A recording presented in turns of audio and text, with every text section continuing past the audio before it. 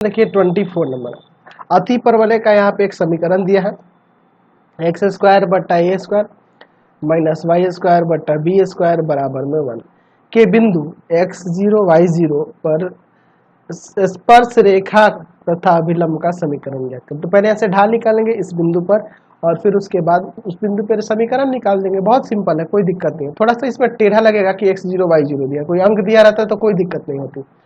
2x बटा में ए square इसका डिफ्रेंसिएशन, इसका 2y बटा में बी स्क्वायर और y का dy बाई डी एक्स बराबर में 0, इसको उधर ले जाते हैं।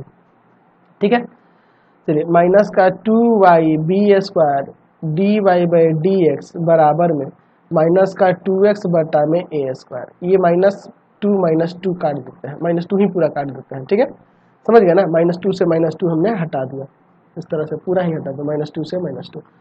भाग वाले को गुना में और गुना वाले को भाग में भेजते हैं।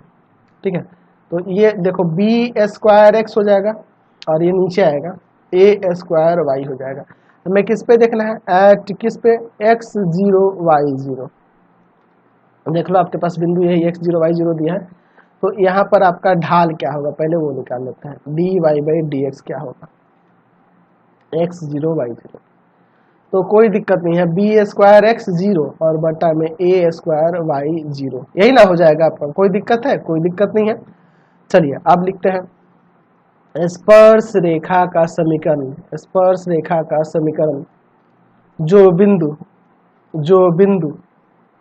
बिंदु किससे गुजरे, x0 y0 से गुजरे।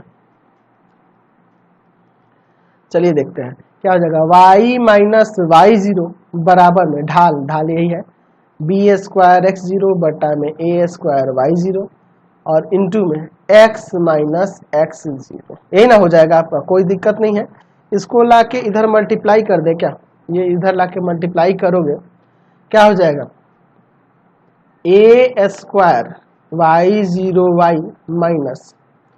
माइनस ए स्क्वायर y0 का स्क्वायर बराबर, इसमें गुना करो क्या हो जाएगा, b square x0 x minus b square x0 का स्क्वायर। ठीक है, कोई दिक्कत नहीं है इसे।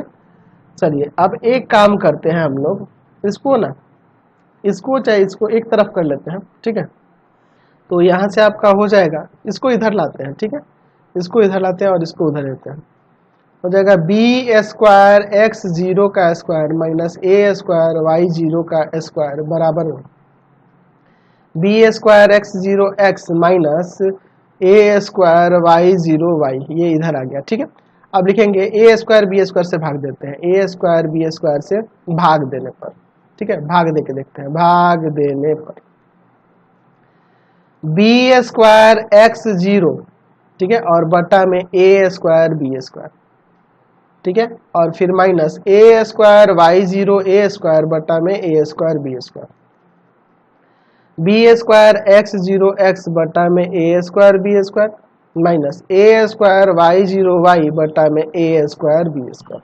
ठीक है, चलिए बी स्क्वायर कटेगा, ए स्क्वायर कटेगा, बी स्क्वायर कटेगा, ए स्क्वायर कटेगा, यहाँ x0 का स्क्वायर बटा में ए स्क्वायर और माइनस y0 का स्क्वायर बटा में बी स्क्वायर बराबर में x0 x बटा ए स्क्वायर माइनस y0 y बटा में बी स्क्वायर। चलिए देखिए, ये जो फॉर्मेट है हमने देखा था ऊपर जो दिया था कि एक्स स्क्वायर बटा ए स्क्वायर माइनस वाई स्क्वायर बटा बी स्क्वायर बराबर 1, जब बिंदु एक्स वाई उस पे स्थित है तो परवलय पे, अगर यही x0 y0 बिंदु अगर परवलय पे स्थित होगा तो ये किस फॉर्म में आ जाएगा, यही ना आ जाएगा, x0 का स्क्वायर बटा ए स्क्वायर माइनस y0 का स्क्वायर बटा बी स्क्वायर बराबर में 1। निर्देशांक खाली चर खाली बदलेंगे तो ये हो जाएगा, है ना, यानी कि इसके जगह पे हम लोग 1 यूज कर सकते हैं, तो 1 बराबर में हो जाएगा x0 x बटा ए स्क्वायर माइनस y0 y बटा में बी स्क्वायर, या इसे पलट के भी लिख सकते हैं x0 बटा ए स्क्वायर माइनस y0 बटा बी स्क्वायर और बराबर में 1, ये आपका समीकरण हो जाएगा। समझ गए। अभी तो अभिलंब का भी निकालना है, उसको भी निकाल देते हैं। अभिलंब का समीकरण, अभिलंब का समीकरण क्या हो जाएगा, y माइनस वाई जीरो बराबर में -1 बाई ढाल जो था, -1 बाई ढाल कितना था जी, बी स्क्वायर एक्स जीरो क्या था देख लेते हैं एक बार, ढाल D Y by D X B square X zero बटा में ए square Y zero, B square X zero बटा में Y A square Y zero और इनटू में x माइनस एक्स जीरो। ठीक है, कोई दिक्कत नहीं है।